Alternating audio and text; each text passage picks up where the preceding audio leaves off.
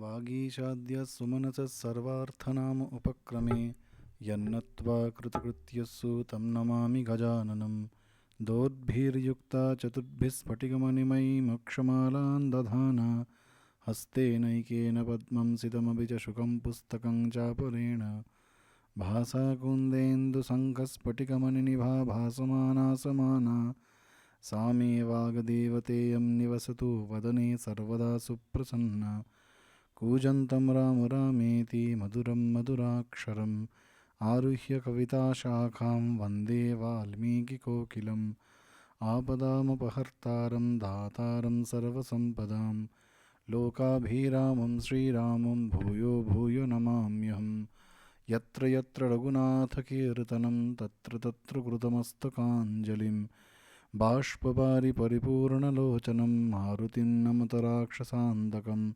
असाध्यसाधकस्वामिन् असाध्यं तव किं वद रामदूतकृपासिन्धो मत्कार्यसाधय प्रभो ॐ स्थापकाय च धर्मस्य सर्वधर्मस्वरूपिणे अवतारवरिष्ठाय रामकृष्णाय ते नमः। लिटिल इंक्रीज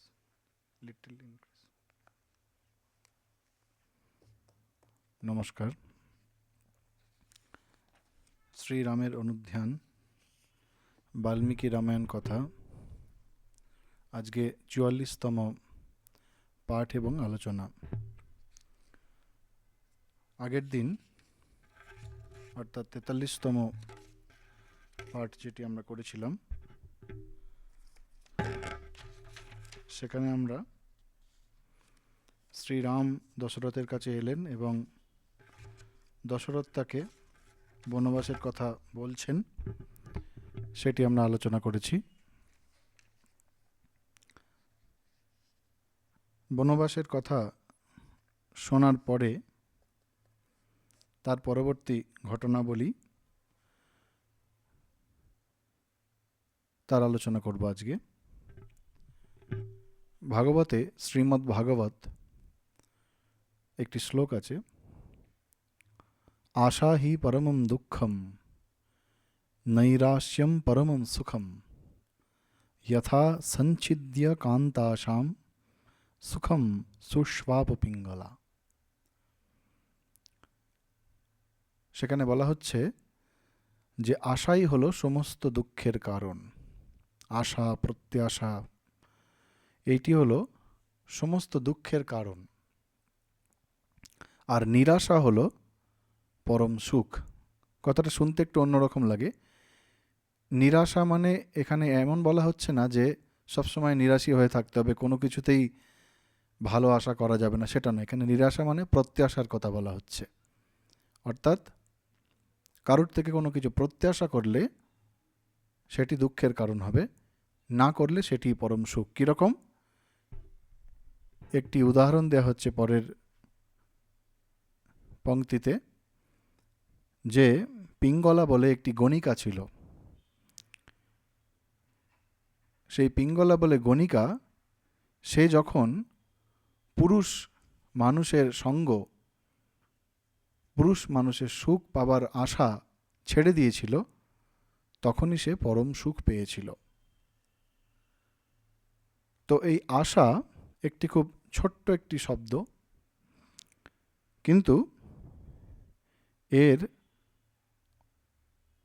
ভূমিকা আমাদের জীবনে বা এর প্রভাব আমাদের জীবনে অত্যন্ত গভীর। কেন এই কথা বলা হচ্ছে না, আমরা মনে করতে পারি, আমরা যদি স্মরণ করি যে যখন রাজসভাতে বসে রাজা দশরথ সকলের সঙ্গে আলোচনা করে ঠিক করেছিলেন যে শ্রীরামকে রাজা করা হবে, সেইটি ঠিক করার পরে, সিদ্ধান্ত নেওয়ার পরে, তিনি এই আনন্দের সংবাদ তার প্রিয়তমা, তার যত স্ত্রীগুলো ছিলেন, কৌশল্যা, সুমিত্রা, কৈকেয়ী, এদের মধ্যে সবথেকে প্রিয় ছিল কৈকেয়ী। সেই প্রিয়তমা কৈকেয়ীকে শোনাবার জন্যে এবং শুনিয়ে তাকে খুশি করার আশা নিয়ে কৈকেয়ীর কাছে দশরথ এসেছিলেন। বাল্মীকি বলছেন, এটি আগে আমরা পড়েছি, প্রিয়ার হো প্রিয়মাখ্যাতুম विवेशान्तः पुरं वशी প্রিয়ার্হ প্রিয়মাখ্যাতুম, নিজ প্রিয়াকে প্রিয় কথা বলে আনন্দ দেবেন বলে বিবেশান্তঃ পুরম বসী, তিনি অন্তঃপুরে প্রবেশ করলেন। যদি কৈকেয়ীর কাছে না গিয়ে দশরথ কৌশল্যার কাছে আসতেন, তাহলে আজকে দশরথের যা অবস্থা, এই অবস্থা হতো না। কিন্তু দশরথ যার ওই মুহূর্তে ওই আশা যখন করছেন যে রামের রাজ্যাভিষেকের কথা কৈকেয়ীকে শোনাবো, ওই মুহূর্তে তার মন এবং ইন্দ্রিয়সমূহ তার নিয়ন্ত্রণে ছিল না। তিনি ওই একটু সুখ পাবার জন্য কৈকেয়ীর কাছে গেলেন এবং তার নিজের পরিবারের, সমস্ত রাজ পরিবারের তথা অযোধ্যা এবং রাষ্ট্রের এক বিপদ ডেকে নিয়ে এলেন। তাই আশা কথাটা খুব ছোট্ট, কিন্তু এর প্রভাব অত্যন্ত বেশি। পঞ্চভূতের ফাঁদে ব্রহ্ম পড়ে কাঁদে, শ্রীরামকৃষ্ণদেব বলছেন কথামৃততে, বহু জায়গায় বলেছেন। তো যেখানে এই মায়ার জগতের মধ্যে পড়ে ব্রহ্ম পড়ে কাঁদে, সেখানে সাধারণ মানুষের কা কথা।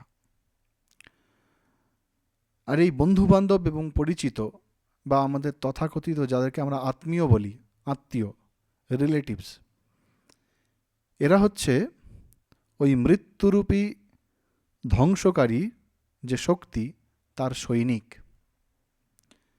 তারা নিছক সৈনিক নয়, তারা হচ্ছে ছদ্মবেশী সৈনিক। কীরকম না, তারা আমাদের ওপর যে ভালোবাসা বর্ষণ করে, যখন আমাদের আত্মীয়ের মধ্যে কেউ আমাদের ওপরে ভালোবাসা বর্ষণ করে, আমাদের প্রতি স্নেহ বর্ষণ করে, তা কি, তা অ্যাকচুয়ালি, তা আসলে ছদ্মবেশে কষ্টের উপহার নিয়ে আসা। অর্থাৎ এই মুহূর্তে সে আমাদের ওপর ভালোবাসা বর্ষণ করছে, পর মুহূর্তে সে এমন একটি কাজ করবে যেটি আমাদের জীবনে দুঃখ নিয়ে আসে। তারা যদি সাহায্য করে, আমাদের আত্মীয়, বন্ধুবান্ধব, পরিচিত যদি সাহায্য করে, আমরা সেই মুহূর্তে খুব উপকৃত হই, আমরা কৃতজ্ঞতা প্রকাশ করি। কিন্তু পর মুহূর্তে, অদূর ভবিষ্যতে ওইটুকু উপকারই আমাদের জীবনে বোঝা হয়ে দাঁড়ায়। আমরা তখন এড়িয়ে যেতে পারি না তাদেরকে। সেই জন্য বলা হচ্ছে এটি আমাদের উপলব্ধি করা উচিত, আর এমন কোনো পরিস্থিতির মধ্যে আমাদের পড়া উচিত নয় যা কিনা আমাদেরকে অপরের কাছে মাথা হেঁট করে থাকার জন্য বাধ্য করবে। সেই সমস্ত ব্যক্তি এবং সেই সমস্ত পরিচিত, আত্মীয়, বন্ধুবান্ধব যাই বলা হোক না কেন, তাদেরকে আমাদের এড়িয়ে চলতে হয়। দশরথ তিনি নিজেকে একেবারে বিকিয়ে দিয়েছিলেন। তার অন্যান্য যারা স্ত্রী ছিলেন তাদের থেকে তিনি সবসময় বেশি গুরুত্ব দিয়েছেন কৈকেয়ীকে। এখন তার ফাঁদে পড়েছেন।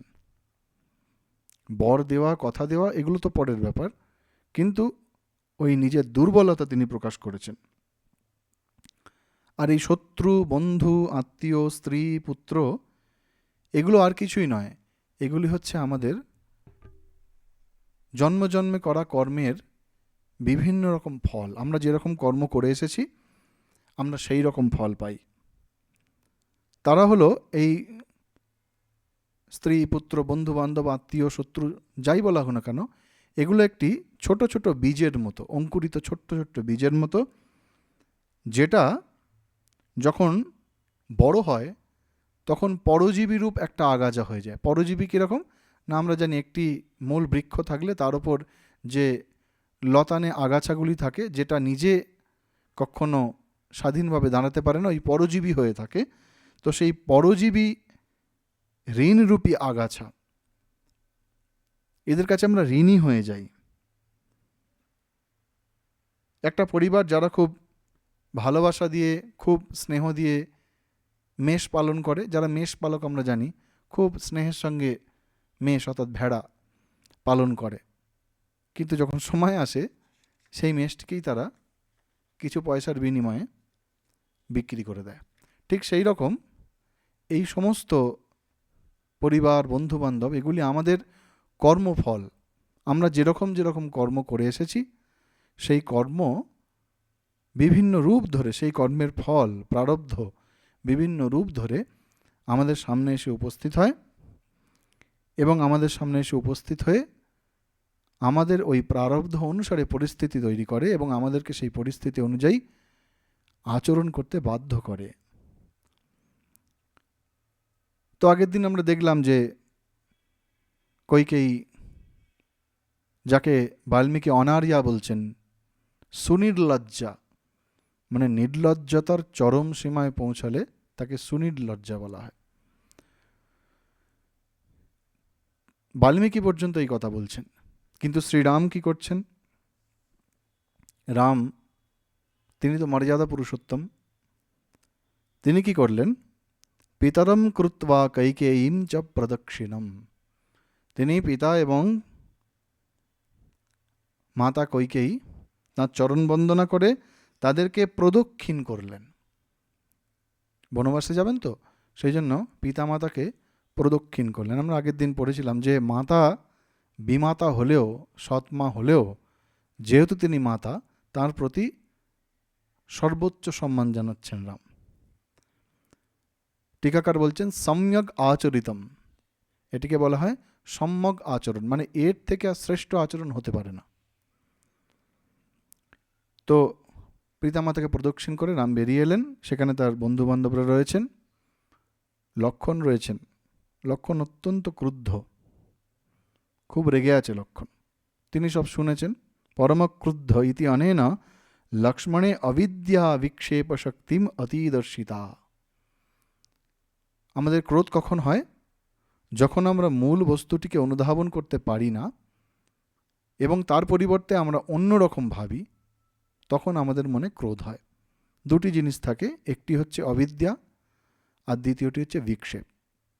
এই দুটি যুগপৎ ঘটে। প্রথমে অবিদ্যার জন্যে আমরা সত্যটিকে অনুধাবন করতে পারি না, ধারণা করতে পারি না, এবং তার বদলে যখন ভুল ধারণা করি সেটাকে বলা হয় বিক্ষেপ। রামের কিন্তু এমন অবস্থা হয়নি। রামের ওপর কিন্তু অবিদ্যা বা বিক্ষেপ কোনো কিছু হয়নি। তিনি কি নাম আছেন? রামে চ ন সা ইতি ধ্বনিতম। রামের ওপর কিন্তু অবিদ্যা বা বিক্ষেপ কোনো কিছুই কার্যকর হয়নি। তার কারণ, তার কি দেখে আমরা এটা বুঝতে পারি? না, রামের মধ্যে কোনো পরিবর্তন হয়নি। তিনি হেসে কথা বলেছেন, তিনি কোনো রকম মনের দুঃখ ক্রোধ কোনো কিছু প্রকাশ করেননি। লক্ষ্মণ কিন্তু ক্রুদ্ধ হয়েছেন। তো রাম বেরিয়ে এলেন ভিতর থেকে। আমরা আগেই দেখেছিলাম ওই রাজমহলের ভিতরেই শ্রীরামের অভিষেকের জন্য সমস্ত দ্রব্য সম্ভার সব সাজিয়ে রাখা হয়েছে। বহু জিনিস আছে, আমরা আগের দিন আলোচনা করেছি যে বিভিন্ন নদী থেকে জল নিয়ে আসা হয়েছে, মৃত্তিকা নিয়ে আসা হয়েছে, দুধ দই ঘি পঞ্চগব্য পঞ্চামৃত স্বর্ণ মুদ্রা সমস্ত কিছু সেখানে একদম প্রস্তুত হয়ে রয়েছিল তার অভিষেকের জন্য। শ্রীরাম কি করলেন? না, সেই সমস্ত অভিষেকের দ্রব্য তিনি প্রদক্ষিণ করলেন। অভিষেচনিকম ভাণ্ডম কৃত্বা রামঃ প্রদক্ষিণম। তিনি সেই অভিষেকের দ্রব্যগুলিকেও প্রদক্ষিণ করলেন, কিন্তু দৃষ্টিম তত্র অবিচালয়ন, একবার ফিরেও সেই অভিষেকের দ্রব্যগুলির দিকে দেখলেন না। একবারের জন্য সেই অভিষেকের দ্রব্যগুলির দিকে তাকালেন না, শুধুমাত্র হাত জোর করে সেই অভিষেকের দ্রব্যগুলিকে প্রদক্ষিণ করলেন। কেন প্রদক্ষিণ করলেন? টিকাকার বলছেন যদ্বা লোক সমাধানায় তদনুগ্রহায় নটবদ আত্মগোপনায়। কারণ এই সমস্ত অভিষেকের দ্রব্য সেটি জগতের কল্যাণের জন্য। কারণ রাজা, যিনি রাজা হচ্ছেন, তিনি নিজের জন্য রাজা হচ্ছেন না, তিনি লোক কল্যাণের জন্য হচ্ছেন, লোককে অনুগ্রহ করার জন্য। তদনুগ্রহায়, সেই জন্য সম্মান জ্ঞাপন করছেন। কীরকমভাবে? নটবৎ আত্মগোপনায়। নটবৎ, নাটকে যেমন একজন নিজের আসল চরিত্রকে লুকিয়ে সেই নাটকের সেই চরিত্রের অভিনয় করে, ঠিক সেইভাবে যেন শ্রীরাম নিজের সমস্ত দুঃখ কষ্ট সমস্তকে লুকিয়ে তিনি সেই নাটকের চরিত্রের মতো অভিষেকের দ্রব্যগুলিকে প্রদর্শন করছেন। আর কেন? লোক ব্যবহার অত্যাগায়, তিনি লোক ব্যবহার ত্যাগ করলেন না। চ সাপেক্ষঃ স ইব তত্র দৃষ্টিম অবিচালয়ন। একবারে কিন্তু ফিরেও তাকালেন না, কারণ তার কোনো আসক্তি নেই ওই দ্রব্যগুলির প্রতি। অতএব শনৈর জগাম, তাকে বনে যেতে হবে, তাকে বনবাসে যেতে বলা হয়েছে। সুতরাং ওইসব জিনিসে, ওইসব দ্রব্যে তাঁর আর কোনো আসক্তি নেই। যে মুহূর্তে তিনি স্থির করেছেন যে পিতা আমাকে বনে যেতে বলেছেন, আমাকে বনে যেতে হবে। সাধারণ বুদ্ধি মানুষের মধ্যে প্রশ্ন জাগে, কি বোকা রাম! সাধারণ বুদ্ধি, মন্দ বুদ্ধি আমরা মনে করবো আরে রাম এত বোকা, ছেড়ে দিল। কিন্তু তিনি মর্যাদা পুরুষোত্তম, তিনি এইরকম ব্যবহার করছেন। আরও বলছেন টিকাকার, সৌশীল্য অতিশয় গুণ। আমরা একটা কথা ব্যবহার করি সুশীল, মানে যে খুব, যার মধ্যে খুব শীলতা আছে, মানে যে খুব মার্জিত সংস্কার সম্পন্ন, তাকে সুশীল বালক বলি আমরা। তো সেই সৌশীল্যতার চরম উৎকর্ষতা। প্রদক্ষিণম আবর্তয়েদ ইত্যাদি ধর্মশাস্ত্রোল্লঙ্ঘন ভয়াত নতু তদ আসক্তয়া। অর্থাৎ টিকাকার বলছেন যে কেন তিনি প্রদক্ষিণ করলেন না, ধর্মশাস্ত্রেতে এই অভিষেক, রাজার অভিষেককে অত্যন্ত শ্রদ্ধা করা হয়েছে, পূজ্য ব্যাপার এটি একটি। যে একজন রাজা হচ্ছেন মানে তিনি নিজের জন্য রাজা হচ্ছেন না, তিনি রাষ্ট্রের জন্য, রাষ্ট্রের মানুষের জন্য, প্রজার কল্যাণের জন্য তিনি রাজা হচ্ছেন। সুতরাং তার মধ্যে একটা অত্যন্ত বিস্তারিত এবং বৃহৎ একটা ব্যাপার লুকিয়ে আছে। সেই জন্য তিনি যদি তাকে সম্মান প্রদর্শন না করেন, তাহলে শাস্ত্র উল্লঙ্ঘন করা হবে, শাস্ত্রের অমর্যাদা করা হবে, শাস্ত্রের অপমান করা হবে। সেই জন্য তিনি কিন্তু প্রদক্ষিণ করছেন, নতু তদ আসক্তয়া। যে আমার অভিষেক হলো না, এত সুন্দর সুন্দর জিনিস সব পড়ে রইল, বনে যেতে হবে, কী করব, এরকম নয়। নতু আসক্তয়া, মনের মধ্যে কোনো আসক্তি নেই। এই সমস্ত কিছু প্রজার মঙ্গলের জন্য এত বড় আয়োজন, খুব সূক্ষ্মভাবে বাল্মীকি কিন্তু দেখাচ্ছেন রাজধর্ম কী। রাজা হওয়া মানে নিজের জন্য নয়, প্রজার জন্য, সকলের জন্য। তিনি প্রধান সেবক, এই ভাবটি তার মধ্যে থাকতে হবে যে আমি রাজ্যের তথা রাষ্ট্রের সকল মানুষের সেবা করব। সেই সেবা করার জন্য আমাকে এই সুযোগ সুবিধাগুলো দেওয়া হয়, সেই জন্য রাজা হওয়া, সেই জন্য এই সম্মান জ্ঞাপন করছেন, কিন্তু নিজে একবারও ফিরে তাকালেন না। সুতরাং তিনি সবই হারালেন। রাজ্য নাশ, বাল্মীকি বলছেন রাজ্য নাশ, অর্থাৎ রাজলক্ষ্মী তিনি পেলেন না।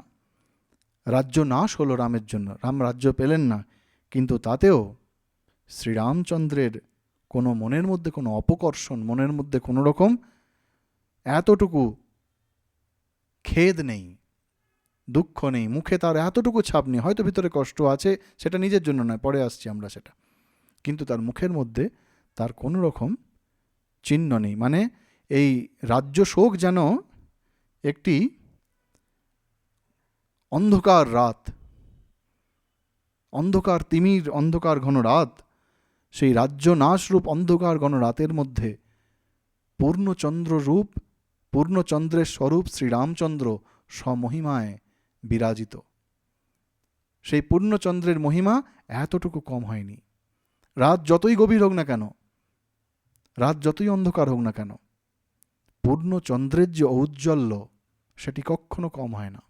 ক্ষণিকের জন্য মেঘে তাকে ঢাকতে পারে, কিন্তু পরমুহূর্তে আবার সেই চন্দ্র তার সমহিমায় এসে বিরাজ করেন।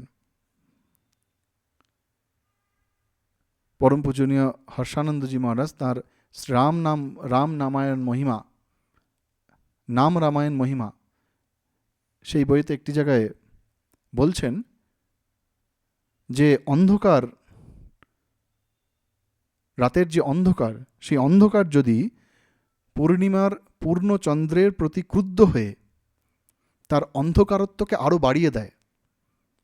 চাঁদ তো রাত্রিবেলা ওঠে, তো রাতের অন্ধকার ধরা যাক, সেটি চাঁদের প্রতি, চাঁদের যে পূর্ণ চন্দ্রমা, তার যে জ্যোৎস্না, তার প্রতি হিংসা হয়েছে তার মনে, তা থেকে ক্রুদ্ধ হয়ে সে যদি রাতের অন্ধকারের গাঢ়ত্ব আরও বাড়িয়ে দেয়, তাতে চন্দ্রের চন্দ্রমার ঔজ্জ্বল্য আরও উজ্জ্বলতর হয়।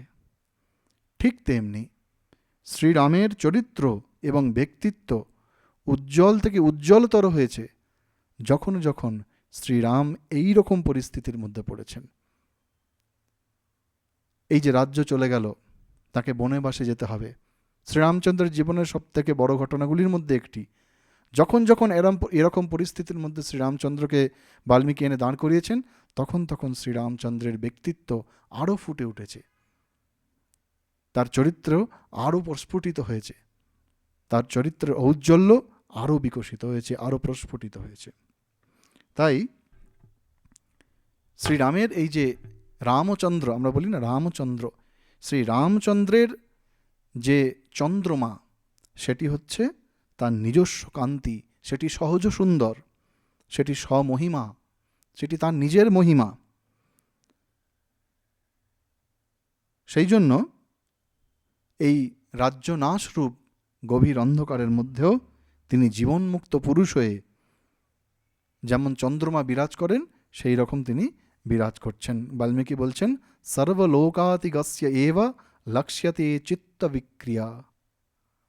চিত্তবিক্রিয়া, তিনি জীবনমুক্ত পুরুষের মতো, জীবনমুক্ত পুরুষের মতো তিনি অবস্থান করছেন। মনের দুঃখ আছে, বাল্মীকি বলছেন, ধারয়ন মনসা দুঃখম ইন্দ্রিয়াণি নিগৃহ্য। মনের মধ্যে দুঃখ রয়েছে, কিন্তু তাকে মনের মধ্যেতেই রেখে দিলেন, তাকে প্রকাশ করলেন না। দুঃখটা কিসের? দুঃখটা তার নিজের রাজ্য হারানোর জন্য নয়, দুঃখ হলো তার রাজ্য হারানোর জন্য যে সাধারণ মানুষের তথা রাজা থেকে শুরু করে রাজঅন্তঃপুরের প্রত্যেকে যে দুঃখিত, তাদের দুঃখের কথা ভেবে শ্রীরামচন্দ্র দুঃখিত, নিজের রাজ্য হারাবার জন্য নয়। আর দুঃখিত কেন না, সকলে তার পরিবারকে অপবাদ দেবে, তার মাতা কৈকেয়ীকে অপবাদ দেবে, দশরথকে অপবাদ দেবে যে কিরম কাজ করল। সেই জন্য তার দুঃখ, নিজের অবস্থার জন্য নয়। সেই জন্য নিজের অবস্থার জন্য নয় বলেই তিনি কিন্তু এই অবস্থাতেও মধুর বাক্য বলছেন। কি বলছেন? বাচা মধুরয়া রামঃ সর্বম সম্মানয়ঞ্জনম। তিনি যখন বেরিয়ে আসছেন, ওই যে বন্ধু বান্ধব আরও যে সমস্ত মানুষজন ছিল তার সামনে চারিপাশে, তাদের প্রত্যেকের সঙ্গে শ্রীরাম মধুর ভাষায় কথা বলছেন। আমরা পড়ছি, আলোচনা করছি, তাতেই আমাদের কষ্ট হচ্ছে, কৈকেয়ীর উপর রাগ হচ্ছে, কিন্তু সেই পরিস্থিতির মধ্যে শ্রীরামচন্দ্র নিজে তিনি মধুর ভাষায় কথা বলছেন, সকলকে সম্মান জানাচ্ছেন। এবং এই সমস্ত কিছু দেখে যে লক্ষণ রেগে গিয়েছিল, যে লক্ষণে এত ক্রুদ্ধ হয়েছিলেন, সেই লক্ষণ পর্যন্ত কিন্তু শ্রীরামকে অনুগমন করছেন, শ্রীরামের অনুসরণ করছেন। অর্থাৎ রামের ব্যক্তিত্বের ছটায় লক্ষ্মণও কিছুক্ষণের জন্য হলেও নিজের ক্রোধকে ভুলে গেলেন, তিনি শ্রীরামকে অনুসরণ করতে লাগলেন। এবং রাম তিনি কিরামভাবে বেরিয়ে যাচ্ছেন? শারদঃ সমুদীর্ণাংশুশ্চন্দ্রস্তেজ ইবাত্মজম। শরৎকালে চাঁদ যেমন, চন্দ্র যেমন নিজের চন্দ্রমা, নিজের তেজ পরিত্যাগ করেন না, শ্রীরামচন্দ্র সেই রকম তাঁর আত্মসংযম তিনি পরিত্যাগ করেননি, তিনি তার স্বমহিমায় বিরাজমান রয়েছেন। কেন না, তিনি হচ্ছেন ইন্দ্রিয় সংযমী, তিনি হচ্ছেন স্থিতপ্রজ্ঞ। সুখে দুঃখে সমে কৃত্বা লাভালাভৌ জয়া জয়ু, গীতাতে আছে। অর্থাৎ সুখ দুঃখ, লাভ অলাভ, জয় বিজয়, জয় পরাজয়, এই সমস্ত কিছুতে যিনি স্থিত, যার চিত্ত বিক্ষেপ হয় না, যার চিত্ত কখনো সংযমের বাঁধ ভাঙে না, তিনি হচ্ছেন স্থিতপ্রজ্ঞ। সেই জন্য এই অবস্থা তার মধ্যে কোনো রকম পরিবর্তন করতে পারছে না। কিন্তু একই সময়ে তিনি সঠিক আচরণ করতেও ভুলছেন না। কীরকম না, যে মুহূর্তে তিনি বেরিয়ে আসছেন রাজ অন্তঃপুর থেকে, তিনি রাজপুত্র হিসাবে যে সমস্ত সুবিধাগুলি ভোগ করতেন, ধরুন রাজছত্র তার মাথায় ধরে থাকতেন, একজন হাওয়া করতেন, তিনি সমস্ত কিছু নিষেধ করে দিলেন। আমরা জানি যখন রাজপুত্র বেরিয়ে আসেন বা রাজা বেরিয়ে আসেন, তখন তার ওপর একজন ছত্র ধারণ করে থাকেন, তাকে ছত্রপতি বলি আমরা, এই জন্য রাজাকে। একজন বা দুজন চামর নিয়ে হাওয়া করতে থাকেন, ব্যাজন করতে থাকেন। তাদের সকলকে তিনি নিষেধ করলেন। কেন না, যেই মুহূর্তে তিনি বনবাসে যাওয়ার জন্য আদেশ পেয়েছেন, সেই মুহূর্ত থেকে তিনি কোনোভাবেই এই সমস্ত সুযোগ সুবিধা ভোগ করতে পারেন না। সুতরাং আচরণও ঠিক করছেন, কোনোভাবেই মর্যাদার উল্লঙ্ঘন করছেন না। যখন তিনি এরকম বেরিয়ে এলেন, কি দেখলেন? তিনি নিজে অবিকার প্রাপ্ত, তার নিজের মনের মধ্যে কোনো বিকার নেই। কিন্তু সাধারণ মানুষ যারা এতক্ষণ আনন্দে উদ্বেল হয়ে উঠেছিল, উৎফুল্ল হয়ে উঠেছে, তারা সকলে অপেক্ষা করছিল শ্রীরাম ভেতর থেকে বেরিয়ে আসবেন, এবার তার অভিষেক ক্রিয়া সম্পন্ন হবে, অভিষেক ক্রিয়া আরম্ভ হবে। সেই সমস্ত, এমনকি রাজার অন্তঃপুরে যে সমস্ত পরিচারিকা ছিলেন তারা পর্যন্ত সকলে আনন্দিত ছিলেন। তারা বিলাপ করতে লাগলেন। তারা তো সাধারণ মানুষ, তারা বিলাপ করতে লাগলেন, তারা ক্রন্দন করতে লাগলেন। কি বলে ক্রন্দন করছেন? যে রাম স্বেচ্ছায় রাজমহলের অন্তঃপুরকারিকাদের নিজের করে নিয়েছিলেন। অর্থাৎ যে রাম, যিনি পিতার আদেশ ছাড়াই এই সমস্ত রাজার অন্তঃপুরে যে সমস্ত পরিচারিকা আছেন, অর্থাৎ চাকর বাকর যারা আছেন, তাদেরকে একেবারে নিজের করে নিয়েছিলেন, সেই রাম তাদের ছেড়ে চলে যাচ্ছেন। আর কি? আর বলছেন, কৌশল্যাম যথা যুক্ত জনন্যাম বর্ততে সদা। যেমন মাতা কৌশল্যা শ্রীরামকে স্নেহ করেছেন, ঠিক তেমনি শ্রীরাম প্রজাদেরকে স্নেহ করেছেন, অর্থাৎ জননীর মতো। রাজা জননীর মতো তার প্রজাকে ভালোবেসেছেন, সেই রাম তাদের ছেড়ে চলে যাচ্ছেন। আর কি বলছেন?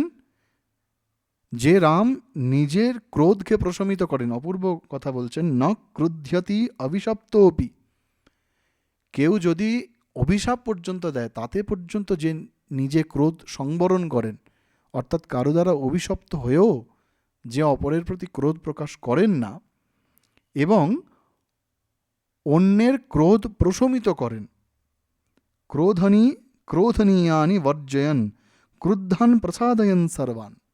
অপরের ক্রোধকে প্রশমিত করেন, মানে কেউ যদি শ্রীরামকে কোনো কারণে অভিশাপও দেয়, তার প্রতি ক্রোধ করা দূরে তিনি সেই ব্যক্তির ক্রোধকে প্রশমিত করেন, সেই ব্যক্তির ক্রোধকে দূর করেন, সেই শ্রীরাম চলে যাচ্ছেন। এগুলি সব হচ্ছে স্থিতপ্রজ্ঞ মানুষের লক্ষণ, এগুলি সব হচ্ছে আদর্শ রাজার লক্ষণ। এই পরিচারিকাদের মুখ দিয়ে বাল্মীকি বলাচ্ছেন যে আদর্শ রাজার কেমন হওয়া উচিত। আর কি? এই রাম হচ্ছেন সকলের আশ্রয়, সকল জীবের আশ্রয়। ইয়ো গতিম সর্বভূতানাম পরিত্যজতি রাঘবম। যে রাম সকল জীবের আশ্রয়। পরিচারিকারা বলছে সকল জীবের আশ্রয়, মানে সকল জীবের আশ্রয় হচ্ছেন ঈশ্বর, ভগবান। তো রাজাকে সেই ঈশ্বরের জায়গায় বসিয়েছেন তারা। রামের এই 25-26 বছর বয়সেই তিনি সকলের কাছে পূজ্য। সুতরাং সেই রাম, যিনি কিনা সকল জীবের আশ্রয়, তিনি আমাদের ছেড়ে কীরকমভাবে চলে যাচ্ছেন না, সন্তানকে ছেড়ে যেমন মা চলে যান, ঠিক সেইভাবে যেন চলে যাচ্ছেন। এই সব বিলাপ করতে করতে বাল্মীকি বলছেন বৎসহীনা গাভীর মতো। অর্থাৎ গাভী যখন তার ছোট্ট বাছুরটিকে খুঁজে পায় না, সেই যেরকম ক্রন্দন করে, এই সমস্ত পরিচারিকারা সেই রকমভাবে ক্রন্দন করতে শুরু করলেন। এবং তাদের ক্রন্দন শুনে যথারীতি আবার রাজা দশরথ তিনি আবার মুহ্যমান হয়ে পড়লেন, শোকে মুহ্যমান হয়ে পড়লেন। কিন্তু শ্রীরাম, তারও কি কষ্ট হচ্ছে না? এদের কষ্ট দেখে তো তার কষ্ট নিশ্চয়ই হচ্ছে, কিন্তু তবুও তিনি কীরকম বেরিয়ে আসছেন রাজ অন্তঃপুর থেকে? বাল্মীকি বলছেন, রামস্তু ভৃশমায়স্ত। ভৃশম কথাটা তখনই ব্যবহার করা হয় যখন গুরুতর আঘাত করে কেউ, তাকে ভৃশম বলে। ভৃশমায়স্ত নিঃশ্বাসন্নিব কুঞ্জরঃ। হাতির সঙ্গে তুলনা করছে। হস্তির তো চেহারাটা খুব বড় হয়, সমস্ত পশুর থেকে তুলনামূলকভাবে তার চেহারা সব থেকে বড়। অত বড় শরীরেও যদি কোনো কষ্ট পৌঁছায়, দুঃখ পৌঁছায়, তবুও হস্তি খুব একটা সেটিকে প্রকাশ করেন না, সেটিকে ভেতরেই নিজের অন্তরেই সহ্য করে নেন। রাম ঠিক সেই রকম গুরুতর আহত হস্তির মতো দীর্ঘ নিঃশ্বাস ফেলতে ফেলতে লক্ষ্মণের সঙ্গে তিনি বেরিয়ে আসছেন। বেরিয়ে এসে কোথায় যাচ্ছেন? নিজ মাতা কৌশল্যার কাছে, নিজের মায়ের কৌশল্যার কাছে তিনি যাচ্ছেন। কৌশল্যার কাছে গিয়ে তিনি কি দেখলেন? যখন তিনি কৌশল্যার ভবনের দ্বারে গিয়ে পৌঁছালেন, সেখানে বয়োবৃদ্ধ ব্যক্তিরা সব দাঁড়িয়ে রয়েছে। তারা সকলে তার জয়ধ্বনি দিলেন। তারা তো জানেন না কি হয়েছে। দশরথের অন্তঃপুর থেকে বেরিয়ে অনতি দূরে কৌশল্যার রাজভবন, সেখানে এসেছেন। সেখানে তার ওই রাজপ্রাসাদের দ্বারে সেখানে ওই বয়োজ্যেষ্ঠ ব্যক্তিরা তাঁর জয়কার করছেন। তারপর ভিতরে প্রবেশ করলেন। একে একে দেখলেন তিনি যে বেদজ্ঞ ব্রাহ্মণগণ তারাও সেখানে তার জন্য অপেক্ষা করছেন। তাদেরকে যথাযথ প্রণাম জানালেন। জানিয়ে অন্তর্মহলে প্রবেশ করলেন। সেখানে দ্বাররক্ষক, তাদের স্ত্রী, বালক, বৃদ্ধ সকলে আনন্দের সঙ্গে অপেক্ষা করছেন যে শ্রীরাম এসেছেন, এবং তারা গিয়ে কৌশল্যাকে খবর দিলেন। রামমাতা কৌশল্যা তিনি কি করছেন না, তিনি বাল্মীকি বলছেন প্রভাতে চাকরোৎ পূজাম বিষ্ণুঃ পুত্র হিতৈষিণী। পুত্রের হিত অর্থাৎ মঙ্গল প্রার্থনা করে তিনি বিষ্ণুর পূজা করছেন। ভারী সুন্দর কথা। রাম, যিনি কিনা বিষ্ণুর অবতার, স্বয়ং বিষ্ণু, তাঁর কল্যাণের জন্য তার মাতা কৌশল্যা বিষ্ণুর পূজা করছেন। গঙ্গা জলে গঙ্গা পূজা। কৌশল্যা জানেন না দশরথের অন্তঃপুরে কি কি ঘটে গেছে। কৌশল্যা কিছু জানেন না। তাই যেই তিনি শ্রীরামকে দেখলেন, রামকে দেখে পূজা আহুতি সব পূজা সম্পন্ন হয়েছে, ততক্ষণে তিনি একেবারে দৌড়ে রামের কাছে এলেন আনন্দে একেবারে। যেমন বাল্মীকি বলছেন, শাবককে দেখে ঘটকই যেমন ছুটে আসেন, ঘোড়া তার নিজের ছোট্ট শাবককে দেখে যেভাবে ছুটে আসেন, সেইভাবে কৌশল্যা এলেন রামের কাছে। কারণ তার পূজা সম্পন্ন হয়েছে। সেখানে বাল্মীকি পূজার বিবরণ দিচ্ছেন। সমস্ত পূজার সামগ্রী সেখানে সাজানো রয়েছে। দই, আতপ চাল, জল, মোয়া, ঘি, ঘই, একদম সমস্ত পূজার উপকরণ দিয়ে তিনি পূজা এবং হোম করছেন সেই অবস্থায়। এবং তিনি কীরকম না, এখানে একটু কৌশল্যার বিবরণও দিচ্ছেন। পট্টবস্ত্র পরিহিতা কিন্তু ব্রত পালন হেতু কৃশতা প্রাপ্তা। অর্থাৎ তিনি পট্টবস্ত্র পরে রয়েছেন। আমরা জানি পূজার সময় পট্টবস্ত্র, অর্থাৎ যেটাকে আমরা সিল্ক বলি আজকাল, এই পট্টবস্ত্র পরতে হয়। তো সেই সমস্ত পরে রয়েছেন, অর্থাৎ তার মধ্যে রাজমাতার ভাব রয়েছে। কিন্তু যেহেতু তিনি ব্রত পালন করছেন, সেহেতু কৃশতা প্রাপ্ত কর্ষিতাম। শ্রীরাম রাজা হবেন বলে শুধু আনন্দে নাচছেন না, তিনি নিজেও তার যতটা সম্ভব তার সাধ্য অনুযায়ী পূজা অর্চনা করছেন, উপবাস করছেন, এই সমস্ত করছেন। এবং তিনি গৌরবর্ণা। তো তিনি শ্রীরামের কাছে ধাবিত হলেন।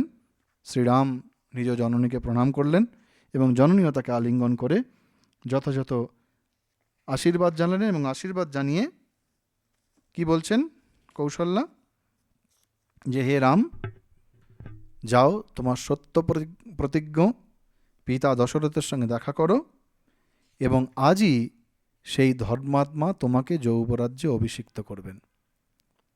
তিনি তো জানেন না কী সব হয়ে গেছে।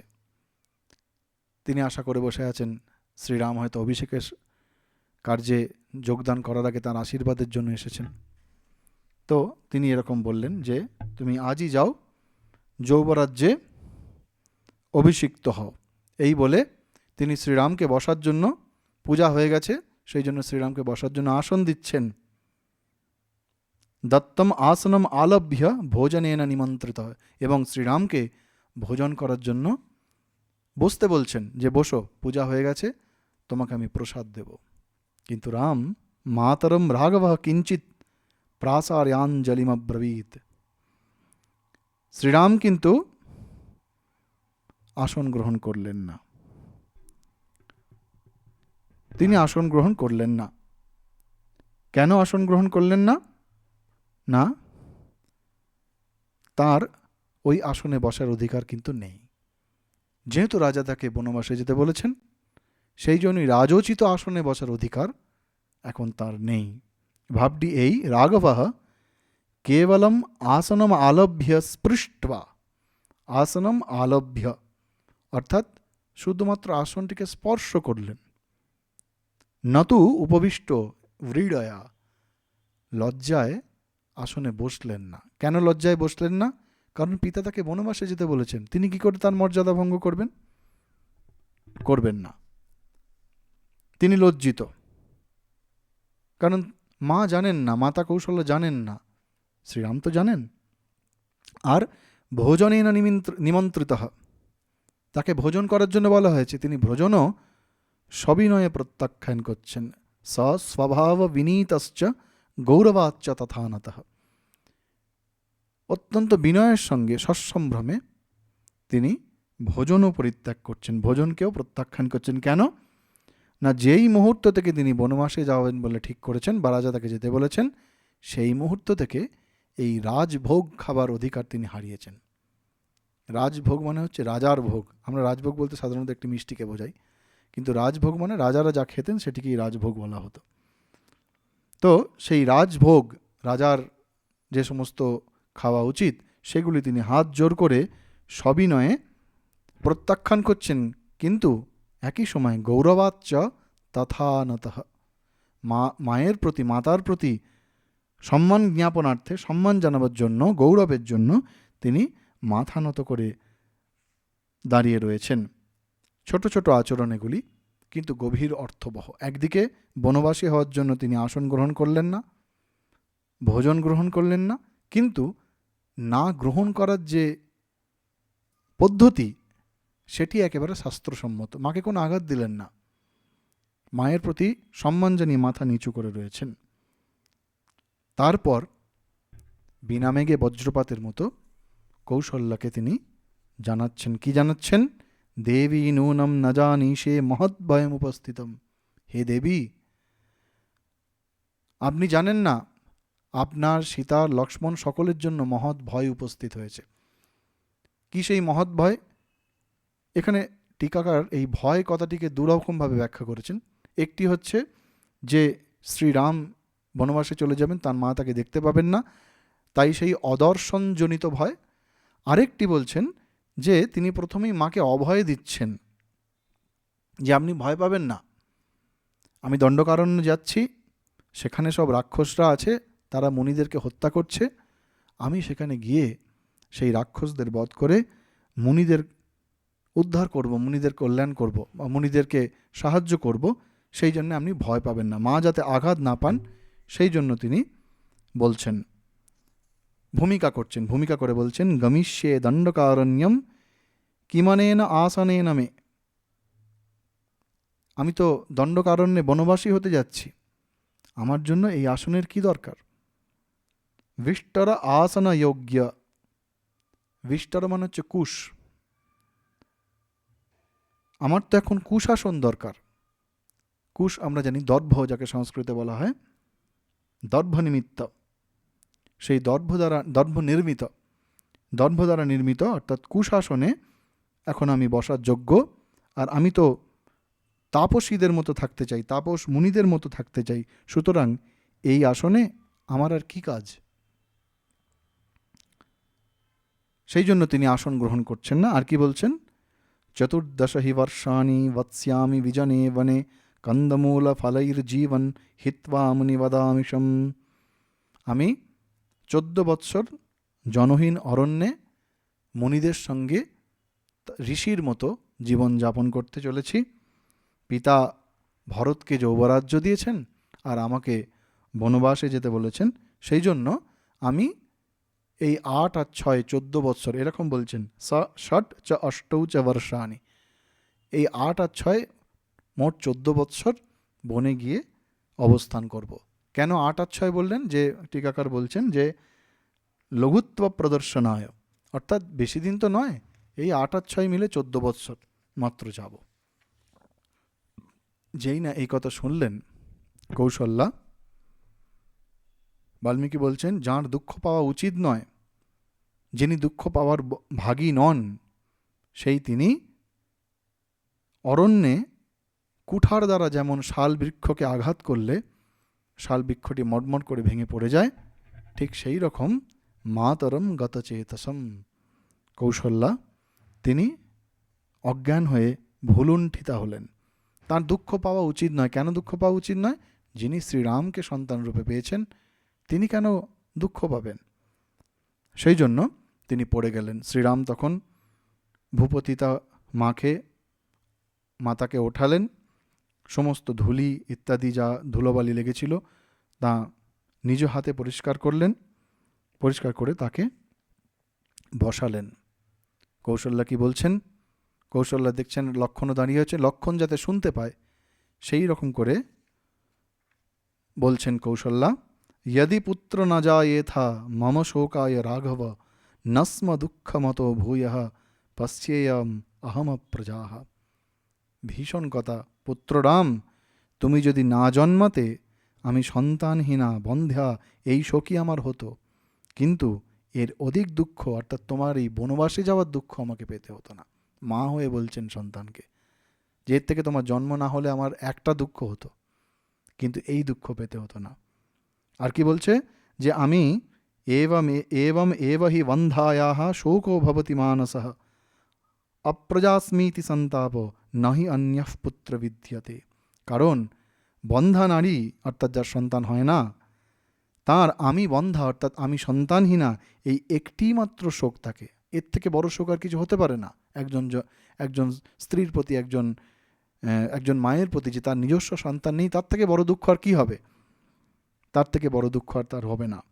ন দৃষ্টপূর্বম কল্যাণম সুখম বা পতি পৌরুষে অপিপুত্রে বিপশ্যেয়ম ইতি রামা স্থিতম মায়া।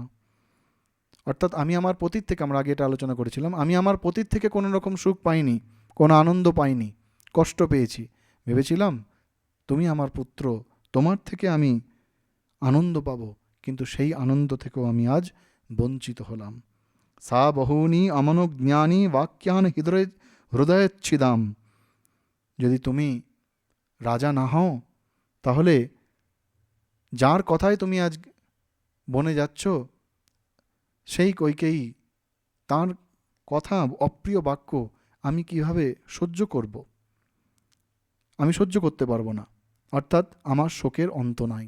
দুটি জিনিস বলা হলো, যে পতির থেকে সুখ পাইনি মানে যেটিকে হচ্ছে অতীত দুঃখের কথা প্রথমে বললেন, যে অতীতে আমি দুঃখ পাইনি, তোমার জন্য সুখ ভেবেছিলাম সেটাও পেলাম না। আবার কৈকেয়ীর কথা ভেবে, ভবিষ্যতের দুঃখের কথা ভেবে কৌশল্যা বিলাপ করতে থাকলেন। আর কি বলছেন? ত্বয়ি সন্নিহিতে অপি এব অহমাসম নিরাকৃতা কিং পুনঃ প্রোষিতে তাত ধ্রুবম মরণেবহি।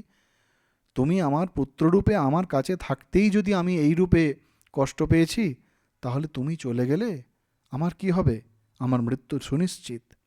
অত্যন্তম নিগৃহীতাস্মি ভর্তুর নিত্যমসম্মতা পরিবারেণ কৈকেয়্যাহ সমাবাপ্যথবা বরা। আমার প্রতির অপ্রিয় এবং অত্যন্ত নিগৃহীতা যে কৈকেয়ী, সেই কৈকেয়ী আমার সঙ্গে দাসীর মতো আচরণ করে। কৌশল্যার কষ্টটা আমরা এখন বুঝতে পারি, যে তিনি সব রানীদের মধ্যে তিনি সব থেকে বয়সে সম্মানে বড়, কিন্তু কৈকেয়ী তার সঙ্গে দাসী বা পরিচারিকার মতো ব্যবহার করেন। আর কি বলছে? যে ভরত খারাপ নয়, ভরত ভালো, ভরতের চরিত্র সে ভালোভাবেই জানে, কিন্তু তবুও কৈকেয়ীর জন্যই হয়তো সেই ভরত আমার সঙ্গে কথা বলবেন না। কৌশল্যা জানে ভরত ভালো, ভরতের চরিত্র সম্পর্কে কারোর কোনো সন্দেহ নেই, কিন্তু এমন পরিস্থিতির মধ্যে কৌশল্যা পড়েছেন যে তিনি, তার বুদ্ধি যেন আর কাজ করছে না। বাল্মীকি এই কৌশল্যার মুখ দিয়ে সমস্ত কথা বলিয়ে এবং পরিস্থিতিগুলো তৈরি করছেন, এগুলো আমাদেরই মনের ছবি। আর কি বলছেন? আমি কৈকেয়ীর কুবাক্য কিভাবে সহ্য করব? 17 বৎসর আমি অপেক্ষা করেছি, 10 সপ্তচ বর্ষানি জাতস্য চ রাঘব। অর্থাৎ 17 বছর অপেক্ষা করেছি মানে তোমার জাতক হয়েছে, অর্থাৎ তোমার উপনয়ন হয়েছে, তারপরে 17 বৎসর আমি অপেক্ষা করেছি। অর্থাৎ ক্ষত্রিয়দের তখনকার দিনে উপনয়ন হতো, আজও বিভিন্ন জায়গায় হয় 10 বৎসর বয়সে। 10 বৎসর, 10 আর 17 মিলে 27 বৎসর। তো শ্রীরামের সেই সময় বয়স 27 বৎসর। আরও একটা জায়গা থেকে আমরা তথ্য পাই অরণ্যকাণ্ডে, সেখানে সীতা বলছেন যে বিবাহের পর তারা 12 বছর অযোধ্যায় কাটিয়েছিলেন, তারপরে তারা অরণ্যে, দণ্ডকারণ্যে গিয়েছিলেন। অর্থাৎ 12 আর 15 বছরে রামের বিবাহ হয়েছিল, সেই 15 আর 12 মিলেও 27, অর্থাৎ 27 বছর বয়সে রাম বনবাসে যাচ্ছেন। তো সেই 17 বছর রামের জাতক হওয়ার পর 17 বছর আমি অপেক্ষা করেছিলাম। আমার দুঃখ মনে হয় অনন্ত, আমার দুঃখ হয়তো অক্ষয়, এর কোনো ক্ষয় নাই, আমার দুঃখের অন্ত নাই, তাই আমাকে সারা জীবনই হয়তো তিরস্কার সহ্য করতে হবে। এখন আমি বুঝতে পারছি যে মরণ না এলে কখনো মৃত্যু হয়, মরণকাল না এলে মৃত্যু হয় না। কৌশল্যা বলছেন এর থেকে আমার মরে গেলে কষ্ট হতো না। ধ্রুবম হি অকালে মরণম না বিদ্যতে, মৃত্যুর সময় না আসলে মৃত্যু হয় না। এখন আমি বুঝতে পারছি কেন আমার এই কষ্টে, কেন আমার মৃত্যু হচ্ছে না, কৌশল্যা বলছেন। আর কি বলছেন, যে এত তপস্যা করে, এত ত্যাগ তপস্যা করে আমি তোমাকে সন্তান রূপে পেলাম, তাতে তার ফলটা কি হলো? তার সমস্ত ফল যেন হাওয়ায় মিশে গেল, হাওয়ায় উবে গেল। এইভাবে বৎসহীনা ধেনু, অর্থাৎ যে গাভীর বাচ্চা হয় না, সেই রকম বৎসহীনা গাভীর মতো, ধেনুর মতো কৌশল্যা বিলাপ করতে থাকলেন। জীবনটা দুটি ফল আছে, একটি হচ্ছে কলা আর একটি হচ্ছে কাঁঠাল। কলা খাওয়া খুব সোজা, কিন্তু কাঁঠাল তাকে ভাঙতে গেলে হাতে তেল মাখতে হয়, অনেক কসরত করতে হয়, তবে ওই মিষ্ট ফলটি পাওয়া যায়।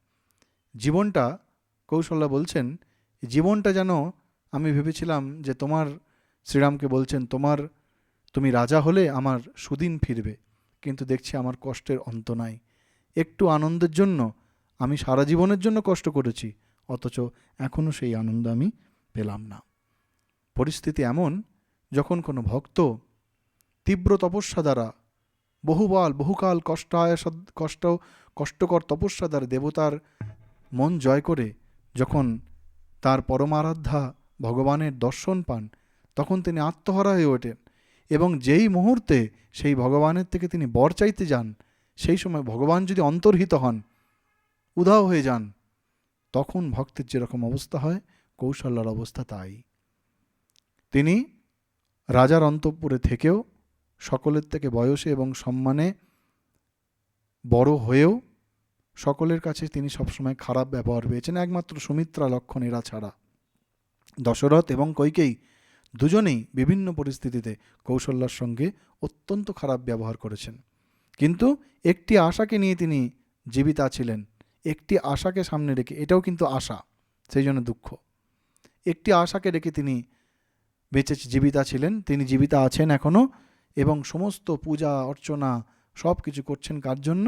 যে আমার সন্তান যখন রাজা হবে, তখন হয়তো আমার এই দুর্দশা কাটবে। কিন্তু যেই মুহূর্তে সেই সন্তানের রাজা হবার সময় এলো, সেই সময় কালীন নিয়মে তাকে বনবাসে চলে যেতে হচ্ছে। এই সব বলে কৌশল্যা বিলাপ করতে থাকলেন।